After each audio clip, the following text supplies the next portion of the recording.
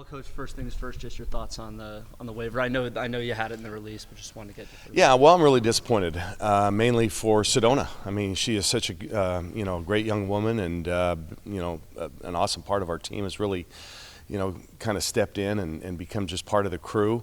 And I feel bad for her because in this sport, unfortunately, you have to sit out a year. I don't understand that. I don't understand. There's 30 some odd sports that the NCAA sponsors, and there's, I think, us, football, men's basketball, and maybe one other that you don't have to sit out. If she was a softball player, she could leave today and play tomorrow at the new school. And I personally think that needs to change, actually. I don't know why basketball's picked on. And for those who think that, I'm just saying this because she would help our basketball team. She would help our basketball team, but we're still pretty good. Mm-hmm. So I'm not just saying this because, we wanted, a great player. I just feel bad for her, and she's already sat out a year. And again, she did that. She got hurt playing for USA Basketball, for crying out loud. Given of herself to play for something bigger, and and then they deny it. I think she had a pretty good case, and I won't go into the particulars of that. But if she doesn't get it, then who does? Mm-hmm. And just the arbitrary nature with which they make decisions is what I think frustrates most people. That doesn't seem to be any rhyme nor reason, and and it's just. They get to say, well, yeah, you get one, and no, you don't, and yeah, you get one, and it's frustrating. I think you either do it for everybody, or you don't do it for anybody. As far as game planning with her in mind, I mean, what's that just sort of been like while you've been waiting? Because you guys kind of have been waiting on an edge here for, a month or two at this point. What's it been from the coaching staff, just knowing whether she'll be here or not and how that's worked into rotations and practice and that kind of thing? Well, she hasn't really been involved in practices. The one thing that she's still got to work through some injuries and things like that. And I think knowing that there was maybe a light at the end of the tunnel, so to speak, for this year, maybe she pushes that a little bit more and tries to get back with us sooner. But now that she's not going to be able to play with us, I think it's something that we can really take our time with. And but it really won't change what we've been doing. We didn't really have anything in the offense that was specific for Sedona when she would return. I think it would change what we did defensively a little bit. But no, I think this team is what we are, and we're still really good, and we still have really big goals. But the main thing is I hurt for Sedona. She's been through a lot. I just, it's beyond me that, isn't this supposed to be about the student athlete? The student athlete. And they didn't make that decision in that case.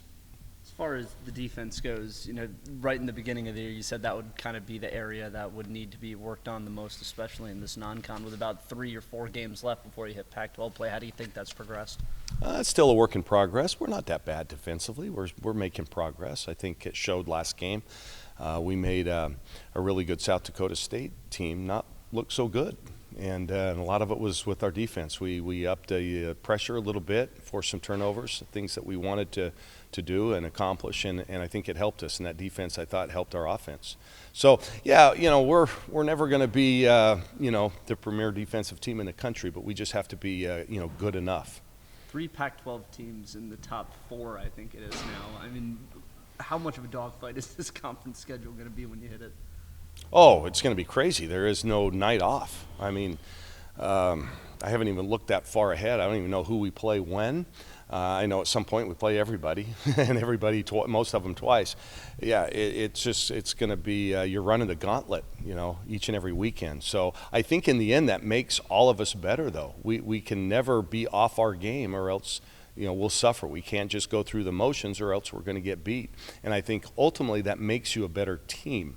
And by us having so many competitive teams in the Pac-12, it will make all of us better when it really counts in March and April.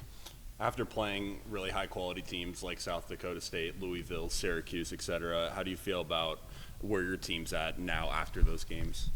I feel a lot better after our South Dakota State game. That's a tough game. We were coming off an 11-day road trip and right before finals and a lot of distractions. And I thought we answered the call. I mean, I thought we played really well at both ends of the floor. I mean, South Dakota State had just gotten done beating Notre Dame in South Florida, number 21, the week before. They were only giving up 55 points a game. We put 95 on them.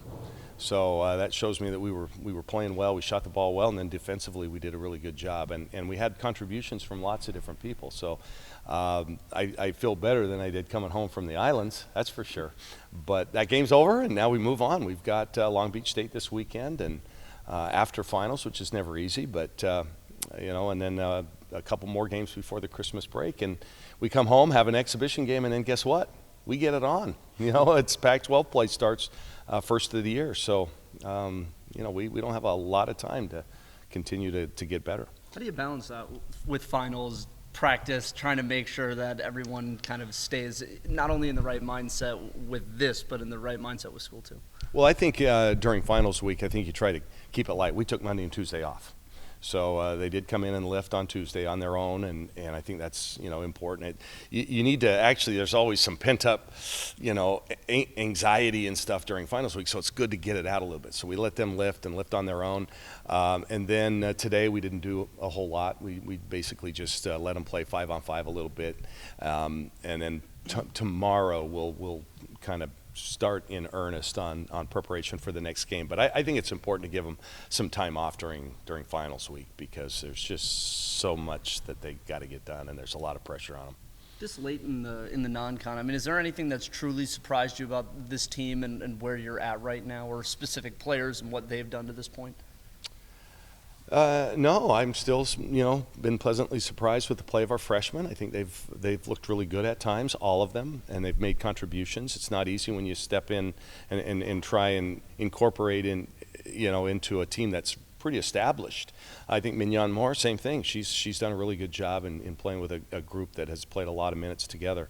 No, I think we're about where we should be, and we continue to progress and have a long way to go. There's no question about that. We have not peaked by any stretch.